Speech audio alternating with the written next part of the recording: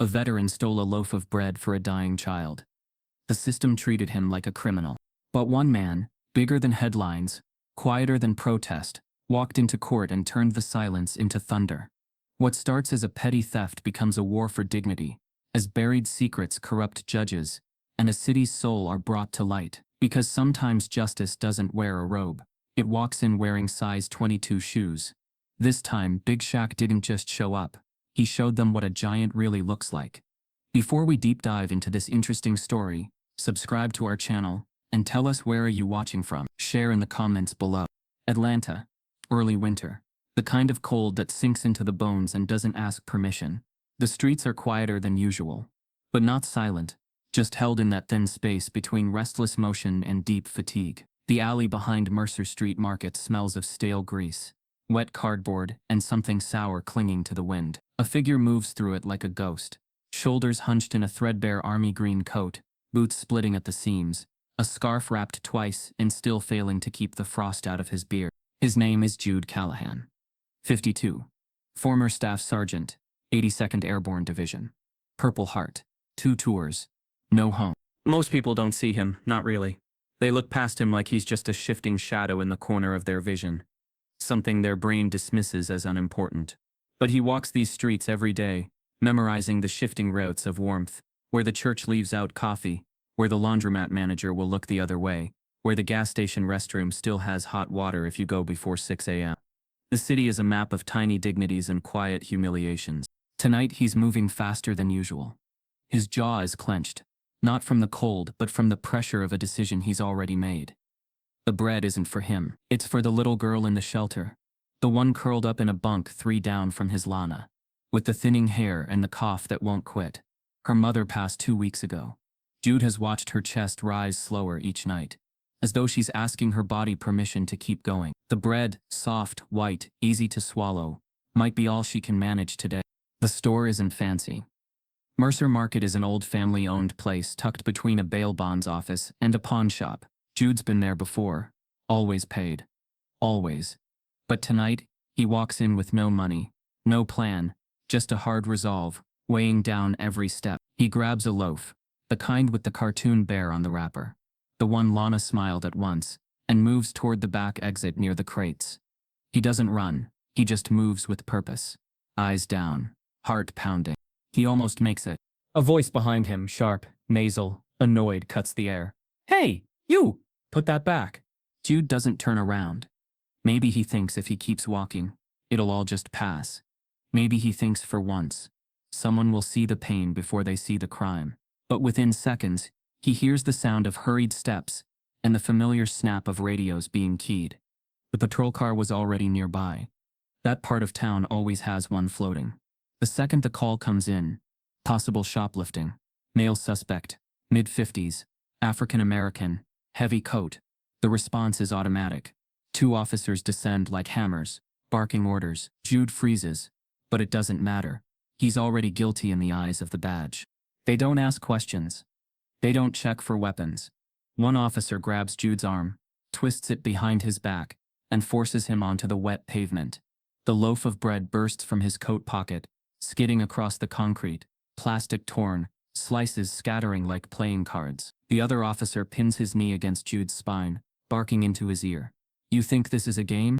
"I wasn't," Jude tries to say, but the words are mashed into the sidewalk. "It was for her." "What was that?" The officer snaps. "For Lana," he says, quieter now. "Just bread. For the girl. She's sick."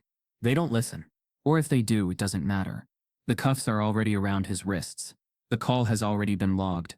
The system has already swallowed another man whole before he even finishes his sentence. People gather on the sidewalk, drawn by the lights, the noise, the spectacle. A woman records it on her phone, murmuring, "Why they gotta go that hard? It's bread."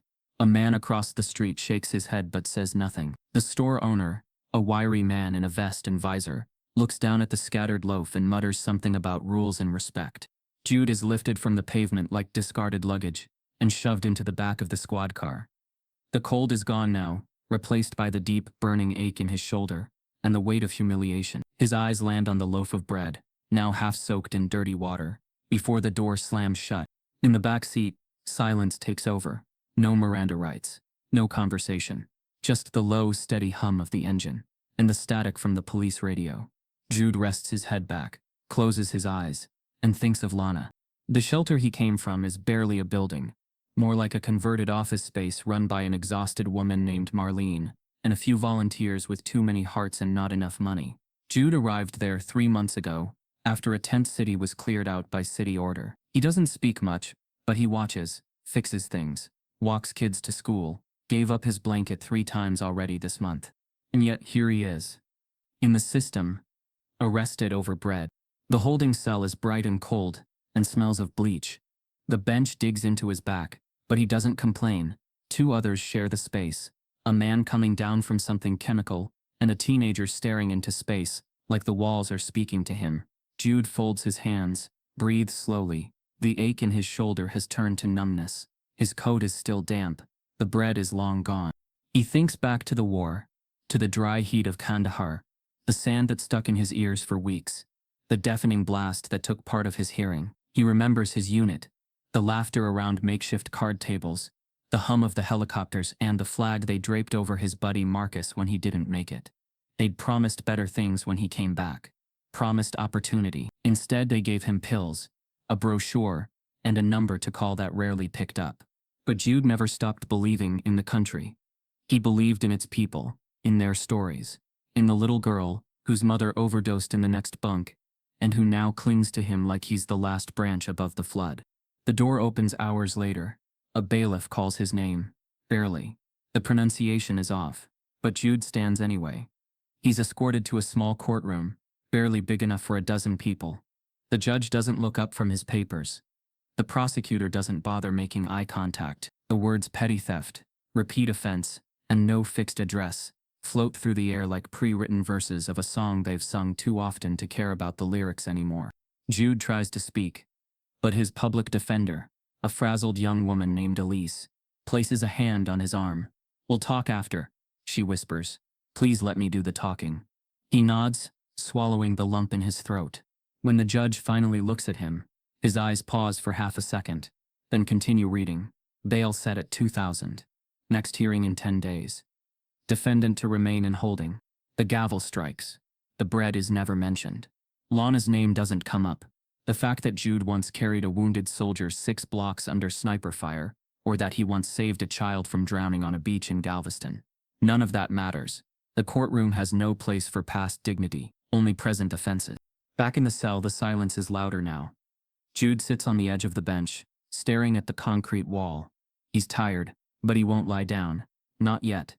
His hands rest in his lap, still trembling slightly from the cold. He whispers again, not to anyone in the room, but maybe to God or to the echoing memory of Marcus, or to the city itself. It was for her. Just the bread. Outside, the city moves on. The headlines focus on bigger crimes, bigger scandals. But somewhere in a shelter, a little girl waits. Somewhere in the quiet corridors of a millionaire's home, a television hums softly, and a man named Shaquille O'Neal leans forward, narrowing his eyes at a news segment no one else cares about. The camera cuts briefly to Jude's mugshot. The words "homeless veteran arrested for theft" crawl across the screen. Shaq doesn't blink. The silence for the first time begins to crack. The TV flickered low in the living room, casting quiet shadows over the hardwood floor and the long spine of the sectional sofa, where Shaquille O'Neal sat reclined, feet bare, eyes half-focused on the muted stream of headlines crawling across the screen. It was not deep into the night, but past that hour when most of the world stops performing and starts breathing, like itself again. In the kitchen, his mother Lucille rinsed dishes at the sink, humming half a hymn, the kind she always did when the day weighed heavy on her chest. The smell of lemon dish soap floated in the air like something nostalgic, and the only real light in the room came from the television and the soft glow under the cabinet. Shaq wasn't really watching the news. Not at first. He had grown used to the endless noise of the world spinning in the background. Celebrity gossip, economic forecasts, clickbait politics dressed as breaking news. But then a short, shaky phone video appeared on screen. Grainy, poor lighting, recorded vertically. A man, older, dark-skinned, wearing a green army coat, shoved against a squad car. A loaf of bread tumbling to the pavement. A blur of uniforms. The words at the bottom of the screen were too small. Too fast. Something about petty theft. A homeless veteran. 1 second later, it was gone. A commercial for a truck ad followed, loud and tone-deaf. Lucille turned from the sink, drying her hands with a faded cloth. She stared at the screen, brow furrowed, voice low and pointed. That man looks like your Uncle Ray did after Vietnam. The same way he used to walk, same look in the eyes. Her voice wasn't trembling, but it had weight. She didn't speak about Ray often. Shaq blinked. Uncle Ray? Nah, couldn't be. Lucille didn't respond. She just looked at the screen again. Though the video was gone, she wiped her hands once more, and then turned back to the sink. Shaq sat up a little straighter, reached for the remote, rewound the stream, found the clip. No audio, just the image of the man being taken down, the bread scattering, the wet sidewalk glowing beneath a flickering street lamp. The headline was sterile, local vagrant arrested for theft. He watched it twice. Then again, his chest started to tighten. The man in the video, Jude Callahan. Though Shaq didn't know the name yet, wasn't fighting.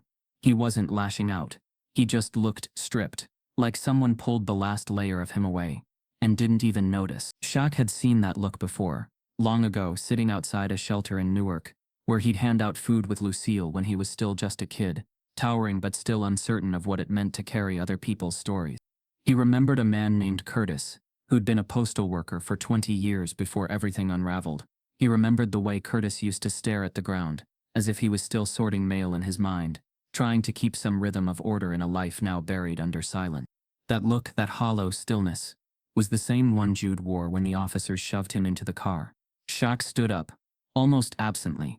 He walked over to the mantel, picked up a photo in a silver frame, one of him as a teenager, arm around his Uncle Ray, both smiling at a backyard grill out in the 80s. Ray in his old army jacket, looking proud but haunted. He whispered, "Damn, it really does look like him." He turned back to the screen. Not the man, not Ray, but the same ache, the same forgetting. Shaq didn't say anything for a long while, just stood there, watching the screen like it owed him an explanation. It wouldn't give. Across the country, the story was already vanishing. Most networks hadn't even picked it up. A local crime blog posted it with a snarky caption.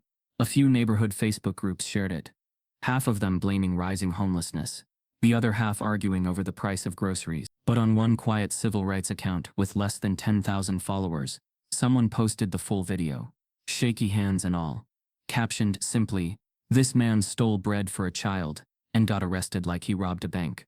When is enough enough?" That post gained traction. Slowly, quietly, not the kind of viral that explodes, but the kind that seeps in, the kind that people pass around in late-night DMs, with messages like, "This broke me. Why is no one talking about this? Someone needs to do something." Shaq saw the post around 2 a.m., sent to him by an old teammate turned youth mentor, who still kept tabs on local injustice like a hobby. The message read, "This feels like a you thing." Shaq replied only with a period, then saved the video to his phone. He didn't call his PR team, didn't tweet, didn't post a filtered photo with a caption. Instead, he opened a leather-bound notebook on his desk, flipped to a fresh page, and wrote down a name from the article, Jude Callahan. Underneath it, in all caps, "Dignity can't be a luxury." He stared at the words for a long while, then circled the name. The next morning he poured 2 cups of coffee, one for himself, one for Lucille, and sat beside her on the porch. The sun was still low, the sky the color of chalk. She didn't say anything at first, just took the cup and sipped slowly. "You remember how we used to go down to Trinity Street?" Shaq asked. "With the paper bags?" Lucille nodded. "Saturday mornings. You were the tallest one there, handing out food like you were serving Thanksgiving dinner, even when you were 10. "I remember Curtis," he said quietly. "The vet. The one who used to hum hymns while waiting in line. He used to walk me to the car when it got dark," Lucille said, "just to make sure." Shaq nodded. "He died alone in a stairwell, Mom. That man gave 20 years to this country, and they let him die like that." Lucille sighed. Not with sadness, with fatigue, a kind of mourning that had no sharpness left. Shaq leaned forward. "I'm not gonna let this one go the same way." "You sure about that?" she asked. "You know, once you step in, it doesn't end at a headline." "I'm not looking for headlines." Lucille smiled a little. Then maybe you're finally doing something for the right reason. That day, Shaq didn't make a statement. He didn't put out a video or call in favors. He started digging, called a contact in Atlanta, a civil rights liaison he'd met during a past initiative for housing reform, asked about Jude Callahan, got silence at first, then a quiet file, prior service, 2 deployments, no criminal history until now, lost housing after a VA clerical error, fell through the cracks. Shaq felt heat rising in his chest again, that old frustration, the one he'd learned to suppress under layers of humor and calm, boiled under the surface. Not rage, not loud, just an ache. The kind that builds when dignity gets ignored over and over and over. That evening, Lucille watched him pace the room. "You're not mad," she said quietly. "You're hurt." Shaq stopped, looked at her. "I don't get how we keep doing this, Mom. How we forget people like this. Because it's easier than facing what we did to them," she said. "But some people need to make it hard again. You got the shoulders for that." Shaq nodded slowly, then almost to himself. "I'm going to Atlanta." Lucille sipped her tea. "Thought you might." Shaq packed light. No entourage. No fanfare. Just a man walking towards something broken, carrying a name in his notebook, and a memory of a child who used to hand out sandwiches on Saturdays. He didn't know exactly what he was going to do yet, only that he wasn't going to be silent. Not this time. And somewhere in a holding cell, Jude Callahan sat with his back against a concrete wall, unaware that far away, a giant had just decided to walk beside him. The Fulton County Courthouse had the kind of architecture that tried to inspire confidence. Tall columns, polished marble, and a steel-gray exterior that gleamed under the weight of 1,000 forgotten verdicts. But once inside, past the security gates and the echoing lobby, the place began to feel more like a machine than a hall of justice. Hallways choked with file carts, court clerks darting like bees, and fluorescent lights humming down to their last breath. At the end of the west corridor, in a cramped office stacked with manila folders and outdated law textbooks, sat Devin Maddox, elbows on the desk, tie loose, a half-eaten protein bar sweating under a flickering desk lamp. Devin had only been practicing law for 11 months, and every one of those days had tested his limits. Fresh from Georgetown, fueled by high ideals and late nights, he'd taken the public defender job, believing he could make a difference. Now he spent most days fielding 30 clients before noon, 5-minute plea deals, and threats from judges to move faster. But Jude Callahan's case, it sat differently. There was something in the arrest report, the video, the hollow absurdity of it all, that stirred something in Devin he hadn't felt since graduation. A flicker of purpose. He rubbed his eyes and leaned back, staring at Jude's file. Homeless veteran, 0 priors. Arrested for stealing 1 loaf of bread. The arresting officer's notes were robotic. Suspect non-compliant. No injuries. Property returned. There was no mention of Lana, the child. No context. No humanity. Just another tick on the system's endless ledger. Devin sighed, closed the folder, and picked up his phone. No new voicemails. Just 2 reminders. 9:00 a.m. Judge Granger hearing, and call Mom. He pushed the chair back and stood, straightening his jacket, fixing his collar. He wasn't ready. Not really. But this case had already taught him that readiness was a luxury in these halls. He grabbed Jude's file and made his way down the hallway to courtroom 4B, Granger's court. Judge Ryland Granger was the kind of man who walked into a room like it owed him an apology. Mid-60s, ice-white hair perfectly parted, skin taut from years of careful grooming, and a reputation built less on wisdom than on political theater. His chambers were cleaner than most operating rooms, decorated with plaques, framed Harvard certificates, and a single photo of him shaking hands with a former governor known more for fundraising scandals than leadership. Granger liked order, respect, and obedience. And if you were poor, black, or anything he considered disruptive, you learned quickly that due process in his court was more about appearance than justice. In a back room just off his chambers, Granger sat with Assistant District Attorney Bryce Kenner, a rising star with the personality of a granite wall. They spoke in quiet tones, sipping burnt coffee from matching government-issued mugs. "Callahan," Granger said, thumbing through the arrest summary. "Another theft case?"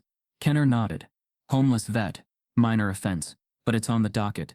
Media's sniffing around though. Someone leaked the video." Granger's nostrils flared. "Barely. Control the narrative. Don't let it spiral." "Is he taking a plea?" "Not yet. His PD seems twitchy." "Green." Granger scoffed. "Maddox? Saw him once. Boy looks like a debate team captain in a lion pit. Kenner smirked.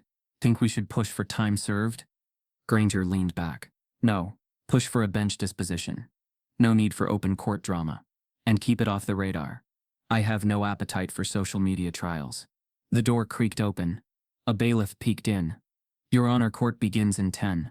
Granger nodded and dismissed them with a wave. As Kenner left the room, he turned to glance back at the judge, who was already looking over a different file, lips tight, mind calculating. Across town, in a quiet conference room attached to a downtown nonprofit, a man named Lawrence Henley flipped through development blueprints. Henley was a real estate developer known for his charm, his aggressive pitch decks, and his knack for flipping low-income spaces into trendy cafes, yoga bars, or boutique lofts. He stared at an aerial map of Jude's shelter, a one-story brick building tucked behind an abandoned strip mall. He wanted that land. The city's transit line was planning to extend nearby, and Henley saw dollar signs rising, where broken heaters now sat. Callahan still in lockup? He asked his assistant. Yes, sir. Judge Granger's court. Scheduled for morning. Henley grinned. Perfect. Let the system chew him up. That shelter's on thin ice anyway. Once he's out, they'll lose their legal protection status. Should we do anything? She asked hesitantly. Henley shook his head. We don't need to. They'll handle it for us. Meanwhile, back at the courthouse, Devin stood outside courtroom 4B, reviewing his notes and feeling the thrum of anxiety in his chest. The door opened, and the bailiff called out, State of Georgia versus Jude Callahan. Inside, Jude sat quietly, hands folded, shoulders straight despite the fatigue etched into his face. He met Devin's eyes briefly, offered a nod. It wasn't trust. It was surrender disguised as cooperation, the kind a soldier gives when they know orders have already been written. Devin stepped forward and announced his representation. Kenner rose mechanically, reading charges like grocery items. Granger barely looked up. Defendant's plea? Granger asked. Not guilty, Your Honor, Devin said. Granger frowned. Very well. 10-day continuance. Defendant to remain in custody pending bail hearing. Devin opened his mouth to protest, but closed it again. The judge had already moved to the next case. Outside the courtroom, Devin found himself seething. Not the outward kind, just that slow boil under the skin. He didn't know how yet, but he wasn't going to let this one go. He looked down at his notepad and wrote, They're trying to erase him before anyone notices. An hour later, in the courthouse's main hallway, a quiet storm walked through the front doors. Shaquille O'Neal. No cameras, no entourage, just the quiet weight of a man on a mission. He wore a charcoal suit, crisp, the fabric stretching just enough to remind anyone nearby that he could bench press half the room. But his face was calm, focused, observant. He didn't head for the media booths or the judge's wing. He made his way down to the clerk's office, asked quietly about the Callahan case, and then found himself standing at the rear of 4B, just as the last of the morning docket was clearing out. He didn't say a word, just stood, arms folded, eyes scanning. Devin, walking out with his head low, looked up and nearly stopped breathing. Shaq gave a nod. Not a celebrity nod, a different kind. A signal. Devin walked over. Mr. O'Neal. Shaq offered his hand. You're Maddox. Devin shook, confused but steady. Yeah. How do you? I saw the footage, Shaq said simply. You're his lawyer. I am. Or I'm trying to be. You believe him? I do. Good. Then let's help him. Devin hesitated. Look, I appreciate the sentiment, but this isn't about bail money or photo ops. This is political. There's something deeper going on here. They're trying to clear out the shelter. If Jude becomes a criminal, the whole place loses its funding. Shaq nodded. I know. You do? Shaq's voice dropped. I know the developer. Henley. I know the judge. Granger's shut down 5 shelters in 5 years, all in redevelopment zones. This ain't new. Devin's eyes widened. So why now? Because no one's watching. Shaq replied. Until now. Devin exhaled. So what do we do? Shaq didn't miss a beat. We fight the case in daylight. We make people care. And we don't let that man's life get traded for a parking lot. The two men stood in silence for a moment, surrounded by the distant sounds of shuffling papers, buzzing phones, and echoing courtroom voices. Devin finally said, There's something else. The judge isn't just cold. He's calculated. This thing with Jude, it's being fast-tracked. He could disappear before next week. Shaq's jaw tightened. Then we moved faster. Outside the courthouse, clouds rolled in slowly, casting long shadows over the glass and stone. Somewhere in a shelter across town, Lana coughed quietly in her sleep, unaware that the man who tried to bring her bread was now a target in a game bigger than either of them. But for the first time, Jude Callahan wasn't alone. And behind closed doors, in the quiet spaces where power makes its moves, something shifted. A presence too large to ignore had just walked into the system, and no one behind those polished doors saw it coming. The courthouse buzzed like any other weekday morning. Attorneys juggling coffee and case files, clerks muttering into phones, families pacing nervously outside courtrooms. It was routine chaos, a daily theater of lives on trial and fates postponed. But something shifted in the air around 8:42 a.m. Subtle at first, like the atmosphere had thickened slightly. A few heads turned. One security guard straightened up. Then came the whisper. "Is that Shaquille O'Neal?" He wasn't flanked by handlers. No PR team hovered around him. There were no camera crews waiting for a statement. No flashbulbs lighting the marble floors. Shaq walked in alone, his stride slow but sure, wearing a dark, impeccably cut suit that somehow made the metal detectors feel small in comparison. His size alone made him unmistakable, but it was the weight in his eyes, the purpose behind his movements that really turned heads. The guards waved him through with tight nods, one mumbling, "Sir," as if greeting royalty, but unsure why he was even there. Shaq offered nothing in return except a slight nod. He wasn't here for pleasantries. He passed through the security gates and headed down the west hallway, where courtroom 4B waited like a pressure chamber. The room was already filling with low-level chatter, case runners confirming schedules, family members squeezing into rows of hard wooden benches. Jude's hearing wasn't scheduled to last long, barely 15 minutes, a quick procedural step on the long road to obscurity. But Shaq took a seat near the back, his massive frame folding quietly into the corner pew. No fanfare, no announcement, just present. People whispered, eyes darted. Even the bailiff stuttered slightly when calling out the case. State versus Callahan. Jude shuffled in moments later, flanked by guards, wrists bound but shoulders squared. He didn't notice the presence in the back. His eyes were fixed forward, chin slightly lifted like a man who had accepted a certain kind of fate. Devin Maddox entered behind him, papers clutched tightly, brow furrowed in that young lawyer blend of fear and focus. The judge, Ryland Granger, barely looked up as the hearing began. The dialogue was stiff and pre-scripted. Motion denied. Bail status maintained. Court reset for 10 days. It all happened in less than the time it takes to order coffee. The room was quiet again before anyone really processed what they'd heard. But Shaq didn't move. He sat through it all, watching, listening, his eyes narrowing with every dismissive word from Granger and every glance Kenner exchanged with the court clerk. It was performative justice, thinly veiled bureaucracy, meant to wear people down until they stopped resisting. When the hearing ended, Jude was escorted out without ever seeing him. Devin gathered his files and prepared to leave, moving quickly down the hallway, eager to review his notes before the next call. That's when he felt the tap on his shoulder, gentle, but unmistakably heavy. He turned and blinked. Standing in front of him was a man who could have been mistaken for a statue if he hadn't just spoken. "You're Maddox?" Shaq asked. Devin's mouth opened, closed, and opened again. "Why yeah, Devin Maddox. Public defender for Callahan." Shaq extended a hand. "Shaquille O'Neal." I know," Devin said, trying to hide the stammer in his voice. "I mean, yeah, of course. It's, an honor." Shaq smiled faintly, but his tone stayed grounded. "He's not just a name to me. I saw the footage. I've seen that kind of thing before, and I'm not gonna watch it happen again in silence." Devin collected himself. "You here for media reasons?" "No cameras," Shaq replied. "No statements. No headlines. Just help." Devin's shoulders eased slightly, but he was still confused. "Help how?" Shaq glanced down the hall to make sure no one was hovering. "Not with a check. If that's what you're thinking, I know that's what people expect from me. But this isn't about money. It's about weight, pressure, leverage. You fight the legal battle. I'll handle the rest." Devin raised an eyebrow. "You're saying you want to advocate?" Shaq looked him dead in the eye. "I'm saying I want to stand next to the man until someone listens to him." They stood there for a moment, the buzz of the courthouse dimming into a quiet kind of pact.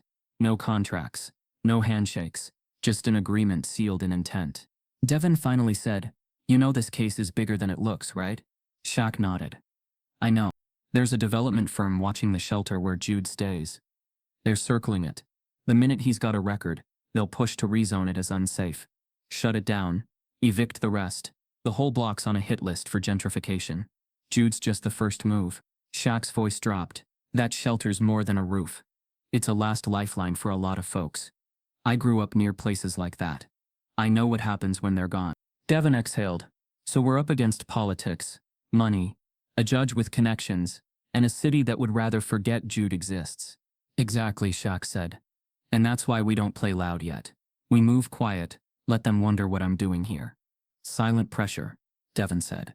Shaq gave a small nod. "People underestimate silence. It unnerves them."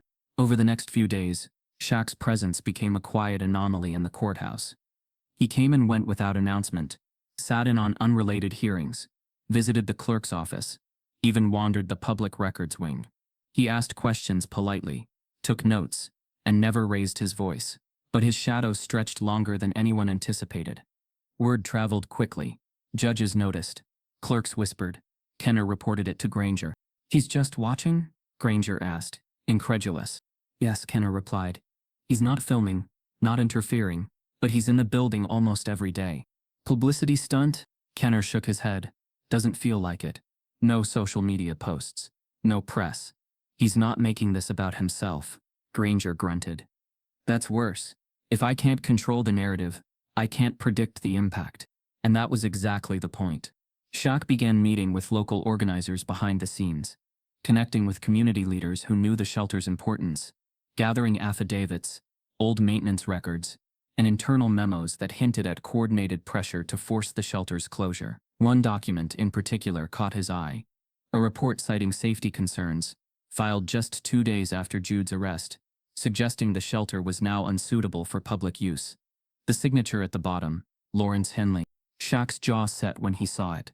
He remembered Henley, polished, slick-talking, always smiling like he was selling insurance to a drowning man. Years ago, Henley had approached him for a celebrity partnership to endorse a community revitalization plan. Shaq declined. Now he saw the plan in action. Same buzzwords, same lies, different battlefield. That evening, Shaq called Devon. "We've got a leak," he said. "Henley's fast-tracking the demolition request. If Jude goes down, the shelter's next." Devon rubbed his temples. "We need time. But the judge won't give it. Then we make him feel watched." Shaq replied. "Not threatened. Just accountable." The next day, Shaq attended another court session. Sat in the same spot. Didn't blink during proceedings. Reporters spotted him but didn't approach. A few snapped photos from afar. Still no statements.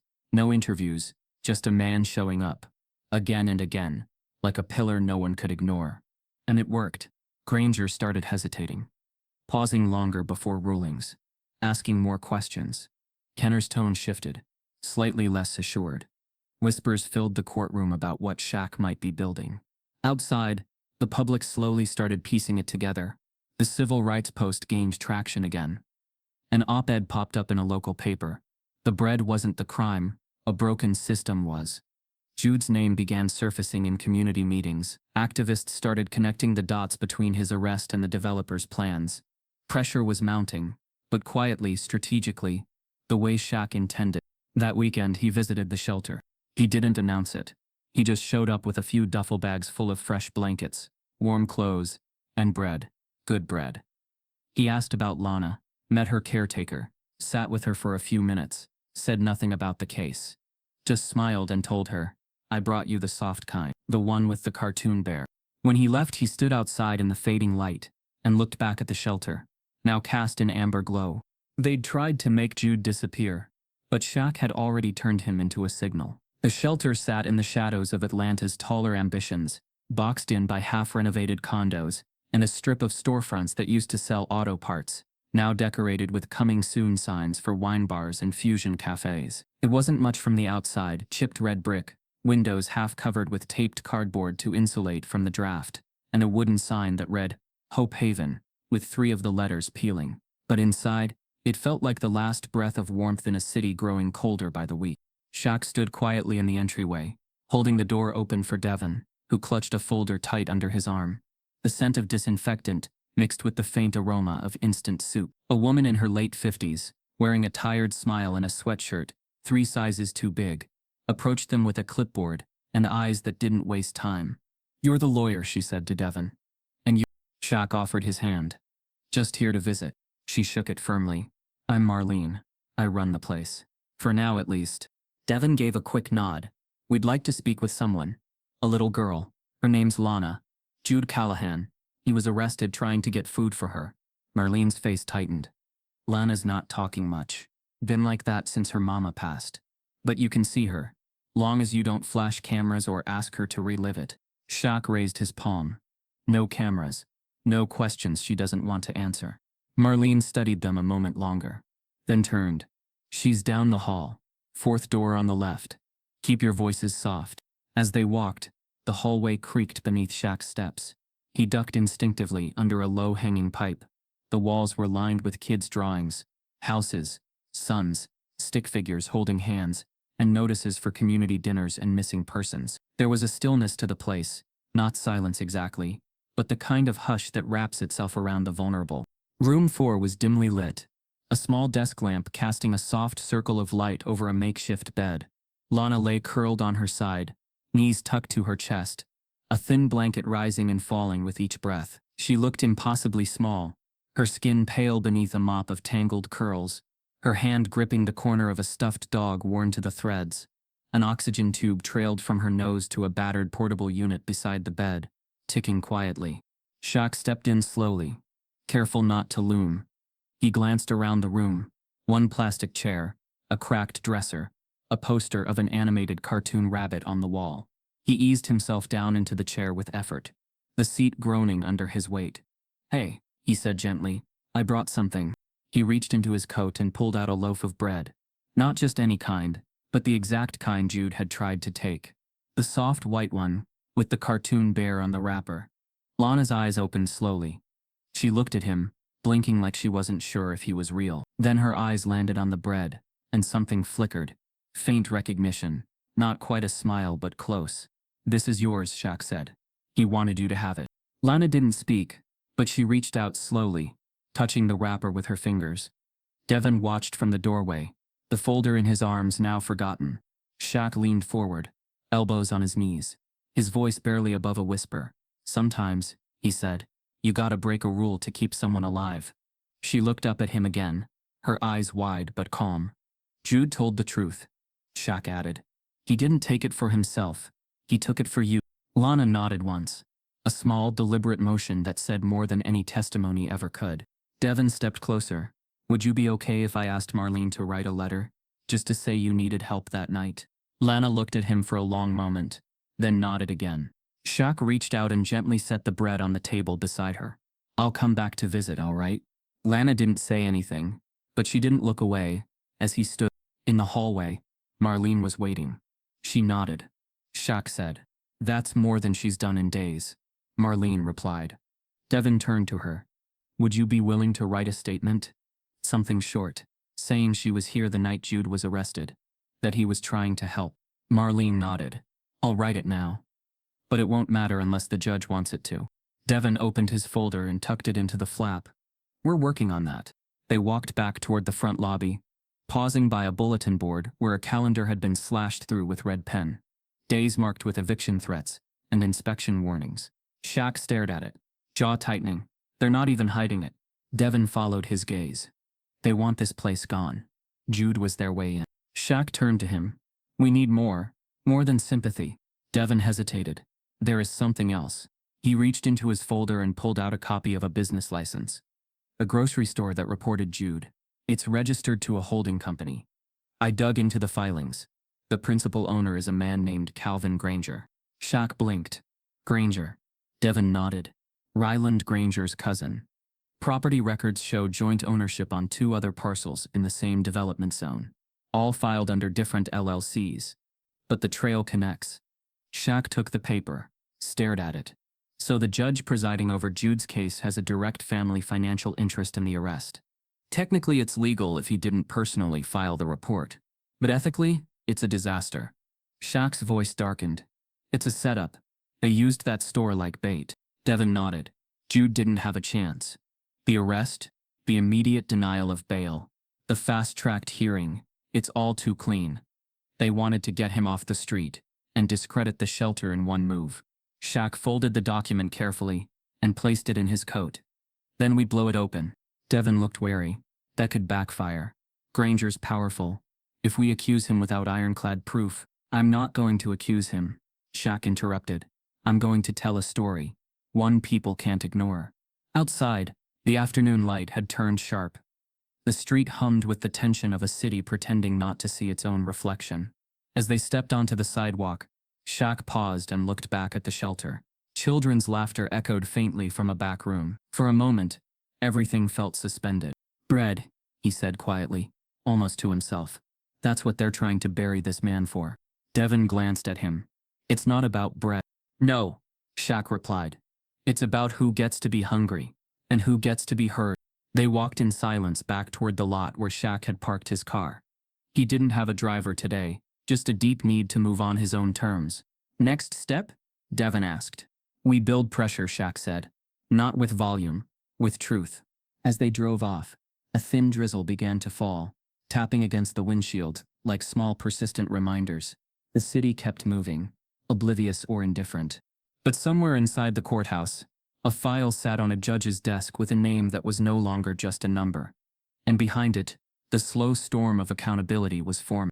Rain tapped softly on the roof of the Midtown diner like fingers pacing through a nervous thought. Inside, the booths were half empty, except for the far corner where Shaq sat with his back to the wall, sipping black coffee that had gone cold and staring through the streaked window as headlights blurred past. Across from him, a woman in a slate gray pantsuit with the posture of someone used to being underestimated stirred her tea slowly. Her name was Verity Kane, civil rights litigator, legal warrior, and no stranger to courtroom bloodsport. She had sued the city of Atlanta once. Lost, but not because she was wrong. She just hadn't had the firepower then. Now she was staring at a man who might be the fire she'd always needed. You don't need me to clear his name, Verity said, watching him carefully. You could have any high-priced firm bury the charges in motions and let it all vanish into a sealed file. Shaq shook his head. This isn't about clearance. It's about the pattern, the silence. I need someone who's not afraid to name it. Verity folded her arms. Entrapment. Selective enforcement. Bias built into the system like rebar in concrete. You're asking me to go at the roots. I'm asking you to help me make them feel exposed. Shaq replied. This judge, Granger, he's not just ruling unfairly. He's protecting a machine. Jude's arrest wasn't random. The store was a trap. The shelter is the target. Verity's eyes narrowed. How strong is your proof? Shaq slid a folder across the table. Inside were Devin's research notes, the ownership filings, the cousin connection, the timing. She flipped through them silently. Her fingers stopped when she reached the letter from the city planner, warning that the shelter's zoning exemption could be revoked due to ongoing legal matters involving residents. Verity closed the folder and leaned back. I'll file it myself, she said. But you understand what happens when we do this out loud. Shaq nodded. That's why I'm staying quiet. Verity tilted her head. You? I'm not the story, Shaq said. He is. And they've tried to erase him enough already. The next morning, Verity and Devin stood side by side at the courthouse filing window, handing in a motion to dismiss the case against Jude Callahan on 3 grounds. Unlawful entrapment, systemic racial bias, and selective enforcement targeting residents of protected housing. The clerk raised an eyebrow, scanning the signatures. Judge Granger's courtroom, she asked. Not for long, Verity replied flatly. The motion set off a quiet tremor. In the DA's office, Bryce Kenner was reviewing the paperwork when he saw Verity's name, and immediately felt his throat dry out. He'd crossed swords with her once before, and barely came out unscathed. He walked the file into Granger's chambers, laying it on the desk like a lit fuse. Granger flipped through it, face unreadable at first, until he reached the exhibit showing his cousin's name on the store deed. Then, for a flicker of a moment, something cracked. His jaw set, the papers trembled slightly in his hand, but he said nothing. Should we suppress? Kenner asked. No, Granger replied after a beat. We respond in court. Let the circus try. It didn't take long for the local media to sniff out the story. A small blog posted the motion's summary. Then a journalist with ties to housing activism picked it up and added context. Within 24 hours, the headline began rotating across community forums and city council inboxes. Shelter resident arrested in alleged setup. Judge's family connection raises eyebrows. Outside courtroom 4B, the line stretched longer than usual. That Friday, activists, legal observers, even 2 city council aides sat in the gallery. Shaq was there too, again near the back, dressed in that same subdued suit, expression unreadable. The cameras waited outside, but he gave no comment, no glance their way. When asked by a reporter why he kept showing up, he replied, "The story's not mine, it's his." Granger took the bench 10 minutes late. He looked different, less composed, more weathered. The motion had landed hard, and though he wore the same judicial mask, something about the weight in his shoulders suggested a man who saw the narrative slipping out of his grasp. Verity stood and began. "Your Honor, we move for dismissal on 3 interlocking grounds. First, that the arrest was the result of intentional entrapment by a business with ties to your family. Second, that this entrapment disproportionately targeted an unhoused veteran in a location under active development interest. And third, that the city's pursuit of this charge constitutes selective enforcement against a vulnerable population." Kenner objected. "Speculative, personal, unsubstantiated." Granger waved him down, eyes fixed on Verity. "You're making a serious accusation, counselor. Borderline defamatory." Verity didn't flinch, "Only if it's false. The facts, Your Honor, connect directly to you. And whether or not you acted on them, your impartiality is now in question. For this reason, we also request your recusal." A ripple moved through the gallery. Granger's fingers curled around his gavel. He didn't slam it. "I see," he said, voice steady but clipped. "We'll recess for review.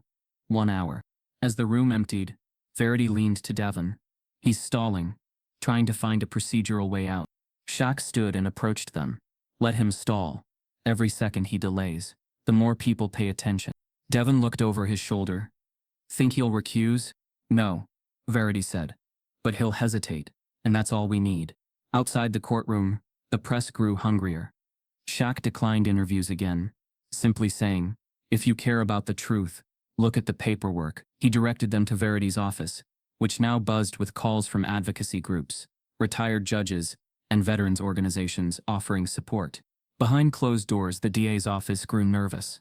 Kenner pulled records from Granger's past cases. Patterns began to emerge. Repeatedly harsh sentences for the unhoused. Selective leniency for developers' interests. A quiet internal investigation began forming. No press releases, just silent worry. When the courtroom reconvened, Granger returned to the bench with his usual composure. But the light behind his eyes was dimmer. "I've reviewed the motion," he began. "The court acknowledges the serious nature of the allegations, though I find the motion for recusal to be premature. That said, I am ordering a hearing on the matter." Verity rose. "You're staying on the case?" "For now." Verity looked at Shaq, then at Devon. "Then we're ready." Granger's voice remained firm. "Let the record show. The court does not yield to media pressure or celebrity appearances. The integrity of this courtroom remains intact." Shaq from the gallery didn't even blink. Later that afternoon, an emergency meeting took place inside the DA's review division.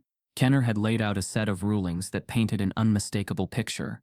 Granger had a pattern, and Jude's case was not isolated. By evening, the DA's office had authorized a formal audit of Judge Granger's previous rulings related to homelessness and development cases. In the press, the tide turned. The same city council members who once avoided talking about the shelter now called for transparency. News anchors questioned why a veteran was prosecuted over bread, while high-profile tax fraud cases were dismissed without jail time. The story was no longer about petty theft. It had become about visibility, inequality, and the quiet deals that erased the vulnerable. And through it all, Shaq stayed present but restrained. He refused every invitation to give exclusive interviews, turned down every segment pitch. He spoke only once, to a group of high school students who invited him to speak during a community awareness day. He stood in a modest auditorium and said, "I didn't come here to be a hero. I came here because I saw something wrong, and I've seen too many good men disappear while the world looked the other way." Jude's not a headline, he's a man, and the system that tried to bury him has to answer for that. The students gave him a standing ovation. That night, Verity received a message from a retired federal judge offering to consult on strategy. The word was spreading. The pressure was building. The thunder had begun, not in violence but in voices, not in chaos but in truth, that refused to be quiet anymore. And in a small shelter room across town, Lana slept more peacefully than she had in weeks. The night air was thick with humidity, the kind that clung to your skin and made the pavement feel alive beneath your feet. Shaq stood in the middle of his den, surrounded by boxes that hadn't been opened in years. The old records were dusty, the manila folders brittle at the edges. He hadn't planned on going down this rabbit hole, not tonight, but something about the way Jude looked in court, something about his quiet, unmoving strength, triggered a memory that hadn't surfaced in decades. He pulled out a photo album, wrapped in plastic, sat down on the floor like a child, and flipped through the pages. Most were harmless snapshots, birthdays, cookouts, basketball trophies. But then, tucked behind a page, labeled Summer 1989, he found it, a photo of a man with grease-stained hands, crouched beside a busted-up BMX bike. He wore a faded army jacket, and had a smile that never quite reached his eyes. Leon Burnham. Shaq whispered the name aloud like he was testing it after years of silence. Leon had lived down the block when Shaq was just a kid. Not much more than 10. He fixed bikes for free, gave out popsicles in summer, took long haunted walks at night. He was a vet. Everyone knew that. But not much else. Then one night, he was gone. No warning, no goodbye, just vanished. Some folks said he moved north. Others said he'd been picked up for vagrancy. But Lucille, Shaq's mother, never believed those stories. She'd told him once, years after Leon disappeared, that man saw something he wasn't supposed to, and the city made sure he never talked about it again. Shaq never asked what she meant. Until now. He closed the album and grabbed his phone. "Mom," he said as soon as Lucille picked up. "Do you remember Leon Burnham?" A pause on the other end, then her voice, cautious. "Why?" "Because I think he had a son," Shaq said. "And I think his name is Jude Callahan." Lucille exhaled hard, like she'd been holding that breath for 30 years. "Baby, you don't want to stir that up." "I already did." "I knew Leon before you were even born," she said. "He was a good man. Too good. Got himself tangled in something rotten." "What happened to him?" She went quiet for a long time. Shaq thought she'd hung up, but then she spoke, low and heavy. "He brought me some papers once. Said if anything happened to him, I should give them to someone I trust. Said there were officers in the department doing things, planting drugs, extorting shop owners, covering up their own mess. He said they tried to make him a part of it. He refused. And then he disappeared. No warning. They found his truck burned out in a lot near East Point. But no body. Just rumors." Shaq rubbed his forehead. "Why didn't you say anything?" "Because the men involved back then, they didn't just bury people with words. They buried them in silence." Shaq stood, pacing now. "I need those papers." "I still have them," Lucille said. "Locked in the back closet. I never threw them out. I'll be there in 30 minutes. The ride to Lucille's house was quiet, except for the rain that had started up again, drumming against the windshield like a warning. Shaq barely noticed the traffic. His mind was racing through everything. Jude's stoicism, his quiet pain, the way he never once mentioned family. Had he known his father's fate? Had he spent his whole life walking in the shadow of that silence?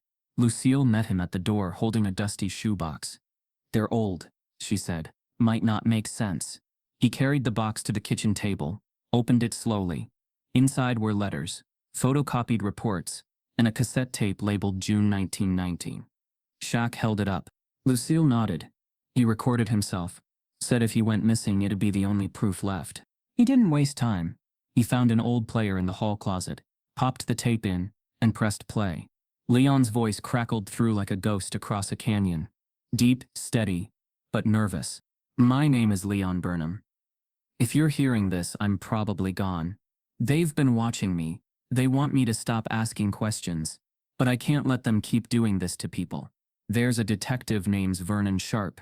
He's running something out of Precinct 9. I've seen the logs. He's wiping arrests, planting charges, working with developers. They want the black neighborhoods gone. They're making them disappear one family at a time." Shaq felt his stomach turn. "I've got records," Leon continued. "Statements from people scared to testify. I'm giving them to Lucille, because she's the only one I trust. If you're hearing this, dig. Dig deep. Don't let them rewrite what happened here. The tape ended with a click. Shaq looked up. We need to know if Jude is Leon's son. Lucille nodded. I remember Leon saying he had a baby with a woman named Eleanor. She died young. That child was taken in by her sister in Texas, last I heard. Devin was waiting at the courthouse when Shaq called. Run the name Eleanor Callahan, Shaq told him. See if she had a son, born around 71, possibly moved to Atlanta after. Devin was quiet for a second. Hold on. It took 10 minutes. Then the call came back. Eleanor Callahan died in 1983. One child, male, Jude Elijah Callahan. Guardianship passed to an aunt. Jude joined the military in 89. Honorably discharged in 99. No record of his father's name on file. Shaq's voice was steady. Then he's Leon's son. Devin hesitated. If that's true, it explains everything. Granger's court is the same jurisdiction Leon was gathering evidence against. And now Jude gets picked up in a trap tied to Granger's cousin. This isn't coincidence. We bring it to Verity, Shaq said. We put Leon's voice back into the room. Verity listened to the tape 3 times before she spoke. When she did, her words were sharp as glass. If we reveal this in court, we don't just expose corruption, she said. We open a 30-year wound. We accuse a system of devouring itself. Good, Shaq replied. Maybe it needs to choke for once. They spent the next day compiling a packet. Leon's documents, his tape, the guardianship trail, and the timeline of Jude's life. They mapped every connection, every name, every shadow from the past that now loomed large over the present.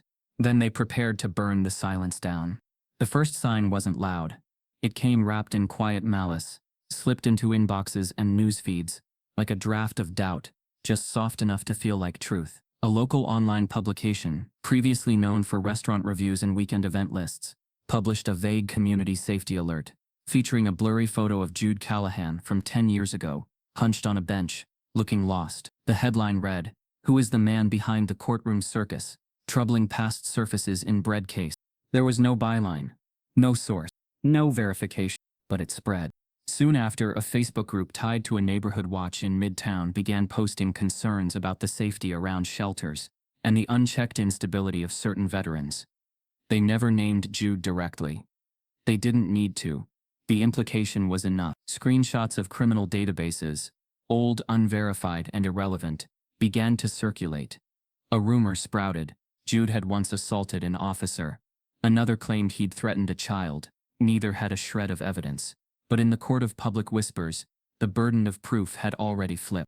Verity was the first to call it what it was. She stood in her office, eyes glued to the screen, as she scanned the articles. This is a smear job, she muttered, jaw clenched. They're planting stories, softening the public, making it easier for Granger to bury the case. Devin leaned over her shoulder. Some of these links don't even lead to real pages anymore. It's like someone's deleting the evidence after people see it. Shaq stood in the corner of the room, arms crossed, his silence thick with restrained fury. Granger's scared. Of the truth? Devin asked. Shaq shook his head. Of the attention. Verity turned from the screen. We have to counter this. Not just with facts, with something people can feel. Shaq nodded. Then I'll speak. The press conference wasn't held in front of a courthouse or a city hall podium. Shaq chose the sidewalk outside Hope Haven, the shelter where Jude had once returned nightly, the same one now surrounded by permit threats and city inspections. He stood under the gray overhang, the clouds above matching the concrete below. Reporters gathered in clusters, unsure what to expect. Some thought he'd finally address the rumors. Others assumed it would be a celebrity rant. But Shaq didn't come to argue. He stepped to the mic and waited until the buzz of conversation faded. Then he spoke. I've heard what's being said, he began. I've read the lies. I've watched people try to turn this man into a monster. That's what systems do when they're cornered. They don't confront, they smear. He held up a photo. A printed color photo of Lana, holding a loaf of bread in her lap. She wasn't smiling, just sitting up in her cot. Alert, watching. This girl, Shaq continued, voice steady, was sick. Her lungs were failing. Her mother was gone. She had no food, no guardian, and no reason to believe this city would care if she disappeared. But Jude did. The crowd leaned in. Jude Callahan didn't steal that bread for himself. He stole it for her, And if you think that's a crime, then maybe this country's soul is already bankrupt. Cameras clicked. Some reporters stopped writing. They just watched. I'm not here to redeem anyone, Shaq said. I'm here to remind you what justice looks like. It doesn't come in silence. It doesn't come in whispers behind curtains. It comes when truth walks through the door and dares to stay. He didn't take questions. He walked straight back inside the shelter and sat in the small rec room beside Jude, who had been watching the press conference on a tiny wall-mounted TV. You didn't have to say all that, Jude murmured. Yes, I did, Shaq replied. Because they're saying everything you can't. Outside, the momentum changed. The whisper campaign was still crawling, still clawing at corners, but it had to fight uphill now. People began questioning the articles. Reporters started asking why no one from the DA's office would go on record about Jude's history. Activists launched an online tracker, fact-checking every rumor, every lie. They titled the site, "The Price of Bread." And something else happened. Something Granger didn't predict. People showed up. First it was a dozen quietly gathered on the steps of the courthouse, holding signs, wearing silent black. Then it was 50. Then it was 200. By the end of the week, the entire block around courtroom 4B was lined with voices. Veterans in uniform, single mothers, pastors and college students, all standing shoulder to shoulder in protest, not of a theft, but of what it meant to be forgotten. The judge called it public disruption. The people called it witness. Inside the courtroom, Shaq sat beside Jude each day, arms folded, head lowered. He wasn't there to be seen. He was there to remind the room that someone was. Granger began losing control in small ways. Clerks fumbled files. Kenner hesitated more during objections. A city council member asked to observe a session as a constituent's representative, which sent ripples through the court like a dropped glass. But the most striking shift came when the people started speaking for Jude. Letters flooded Verity's office. Veterans were calling Jude from service. Neighbors from shelters writing about how he'd shared blankets and walked children home. One came from a grocery store clerk who remembered seeing Jude pay in loose change, even when he was hungry. Verity compiled them into an exhibit, titled it simply, "Character Isn't a Headline." Still, the defense knew the fight wasn't won. Granger wasn't backing down, and the DA had yet to admit fault. So Shaq made another move, one they didn't expect. He visited the editorial office of the Atlanta Ledger, a respected but cautious paper known for its investigative journalism. He asked to speak with their senior editor, a man named Walter Trent, who'd spent 2 decades exposing corruption in Southern court systems. "I'm not offering a soundbite," Shaq told him. "I'm offering a pattern." He laid out the connection between Granger and the developer Henley, the business filings, the family ties, the tape from Leon Burnham. Walter listened, quiet and grave. "This could end careers," he said. Shaq didn't flinch. Or it could save lives. Within 48 hours, the Ledger published a deep-dive exposé. Bread, Power and Silence, the machine behind the Callahan case. It cited documents, quotes, court records. It didn't accuse. It revealed. The public devoured it. It was the most read article of the month within hours. And with that, the whispers began to fade. Because truth, once lit, doesn't whisper. It roars. The courtroom was standing room only. The air hung heavy, not just from the press of people, but from the silence that came with anticipation, the kind that made even the cough of a clerk sound like a firecracker. Courtroom 4B had never held this many eyes before. Rows of veterans in press jackets sat shoulder to shoulder with students in protest shirts. Mothers rocked babies. Retired judges leaned against the walls. Outside, protesters stood shoulder to shoulder in the drizzle, watching through phones, waiting for news. Shaq sat in his usual place behind the defense table, solid and silent as ever, eyes locked on Jude. Verity stood beside Devon, who clutched the closing argument he'd rewritten 4 times in the last 2 days. Jude, in a pressed shirt and court-issued slacks, looked calm, almost peaceful. He hadn't spoken publicly, hadn't pleaded for sympathy, and yet somehow, he was the soul of the room. Judge Granger entered from his chamber, flanked by 2 deputies. His face gave away little, but there was something in his gaze, tight, calculating, uneasy. He took his seat and adjusted his robe with deliberate precision. "This court," he began, "has reviewed the motion for dismissal and all accompanying exhibits." Devon stood, palms sweating. He didn't look at his notes. "Your Honor," he said, voice shaking slightly before he found his footing. What's on trial here is not a loaf of bread. It's not even a man. It's the value we place on human dignity. Jude Callahan served this country with honor. He was abandoned by the very systems meant to protect him. He didn't steal for gain. He acted out of compassion, in defense of a dying child. He paused. The room leaned in. Yet he was arrested, held without bail, and dragged through a legal process more interested in erasing him than understanding him. And why? Because his existence inconvenienced the ambitions of people who profit from silence. Granger shifted behind the bench. Devon didn't stop. Your Honor, this case is no longer about law. It's about the machinery of bias that twists justice into something that favors profit over people. I ask that this court not only dismiss the charges, but recognize the wrong that's been done. He sat, hands trembling slightly. Verity reached over and tapped the back of his hand once. Shaq gave him a subtle nod. Granger cleared his throat. This court acknowledges the emotional weight of this case, he said carefully, and recognizes the exemplary service record of Mr. Callahan. However, this court is not in the business of rewriting systemic policy. It is bound by law. He paused. Therefore, this court hereby dismisses the criminal charges against Jude Callahan on the basis of prosecutorial overreach and insufficient cause. A beat, but the arrest record will remain. Dismissal does not equate to expungement. Murmurs rippled through the room like wind through dry leaves. Devon turned slowly to Verity, whose eyes narrowed. Jude closed his eyes, calm, unshaken. But then Shaq stood, not abruptly, not angrily, just stood. And without asking permission, he stepped forward toward the bench, a sealed envelope in hand. The deputies moved slightly, unsure whether to intervene. Granger stiffened, not yet speaking. Shaq reached the bench, placed the envelope carefully on the record. I suggest, Shaq said evenly, you read what's in there before you make your next ruling.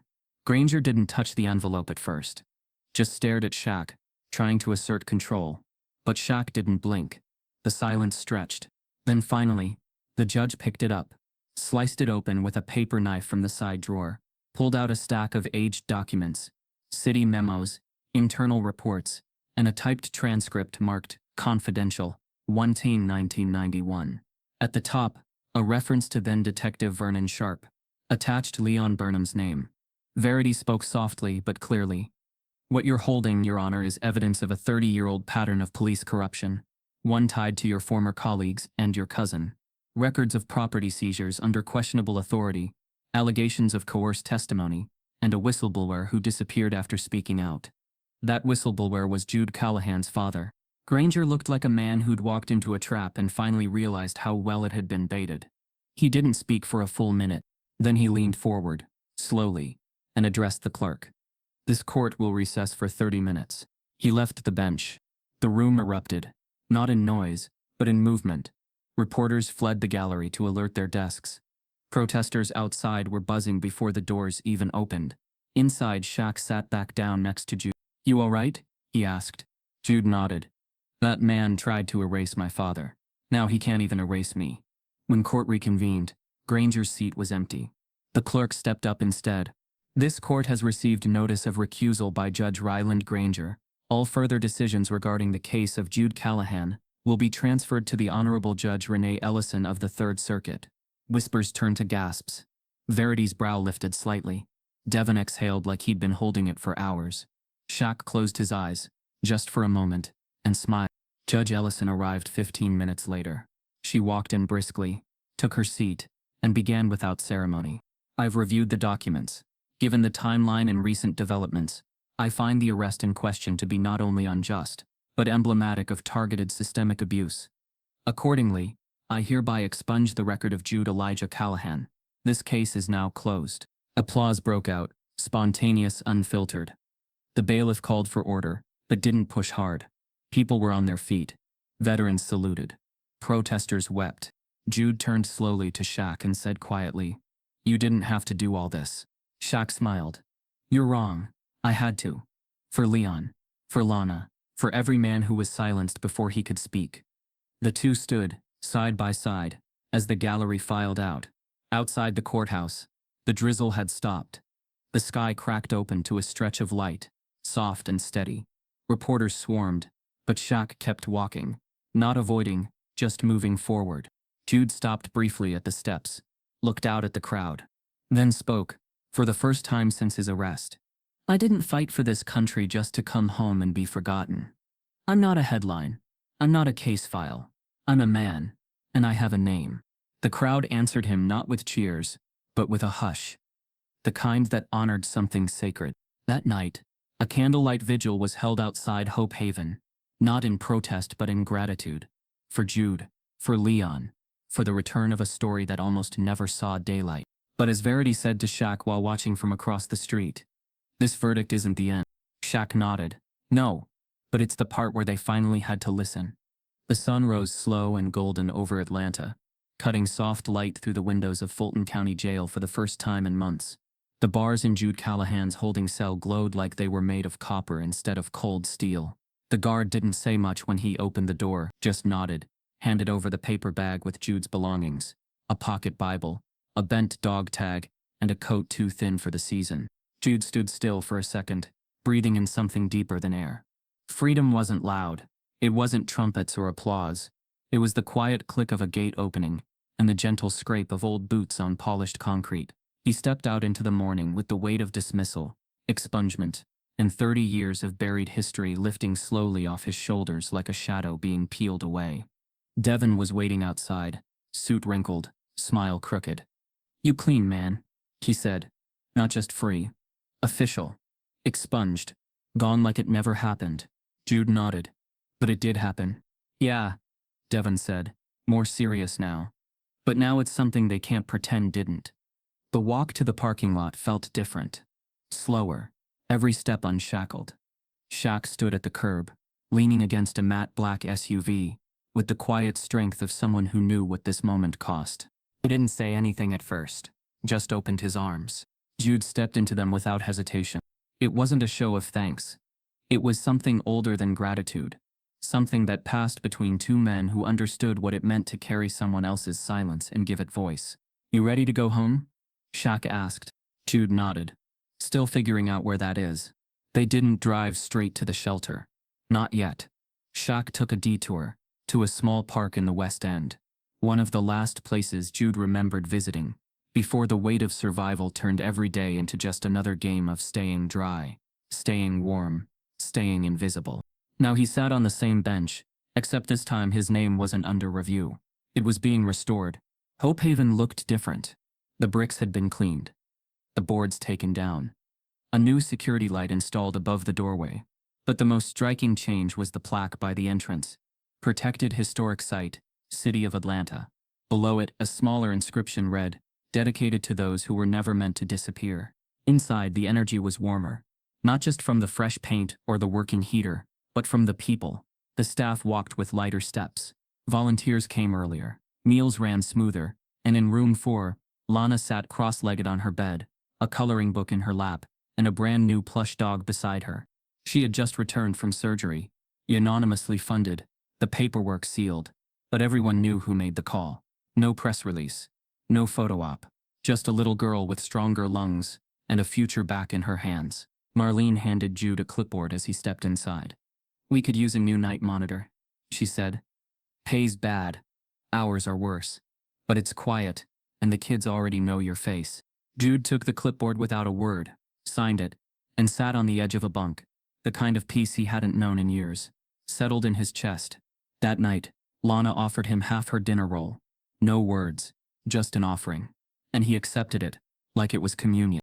A week later, an envelope arrived at Verity's office. It bore a government seal and a handwritten note for Mr. Callahan. Inside was an invitation from the National Veterans Summit in Washington, D.C.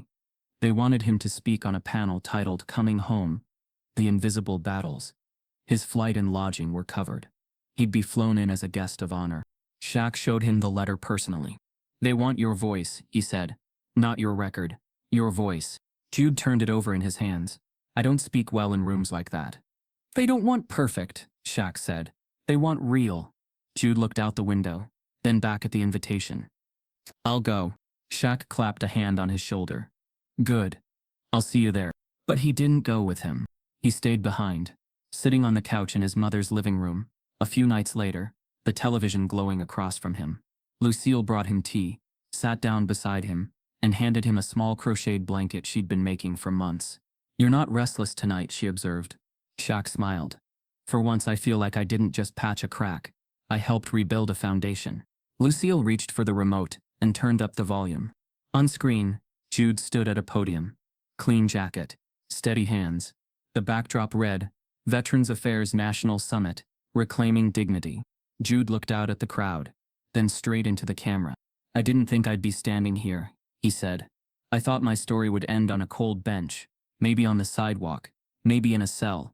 I thought I'd be one more name the world forgot to remember." He paused. "But then someone reminded me that being forgotten isn't the same as being gone. And dignity doesn't die when it's denied. It just waits to be restored." Lucille looked at her son, tears soft in her eyes. "That's what giants do," she said. "They don't crush the world, they lift it." Shaq didn't reply. Just later that week, a reporter asked Shaq at a community event why he kept choosing the quiet route, why he didn't speak out more, take credit, lean into the fame. He smiled, shook his head. "I already get heard," he said. "My job isn't to make noise, it's to hold the mic steady for someone else." In the final scene, Jude returned to the park bench, alone this time. No cameras, no crowd, just him, a journal, and a pen. He sat for an hour, writing. When he stood, he left the journal on the bench, tucked neatly under a folded hoodie. A kid came by a few minutes later, found it, opened to the first page. "If you've ever felt invisible, this is for you. If you've ever been told you're less than enough, this is for you. If you've ever done the right thing and been punished for it, this is for you." The page was unsigned. The kid closed it, held it tight, and walked away like he'd just been handed something holy. And finally Shaq's voice came in, soft and strong, over a montage of city streets, shelter windows, courtroom lights dimming. "You don't have to be famous to be a force. You don't have to be big to leave a mark. Sometimes all you need is to stand beside someone, until the silence breaks. We can all be a little bigger. Not in size. In heart." The screen faded to black, not with an ending, but with a beginning. This wasn't about bread. It was about who gets forgotten, and who chooses to remember. If you've ever watched someone fall through the cracks and said, "That's not right," then this story is yours. Keep your eyes open. Keep your heart brave. And when the system whispers look away, you look harder. Because change doesn't start in headlines. It starts when one person decides silence is no longer an option.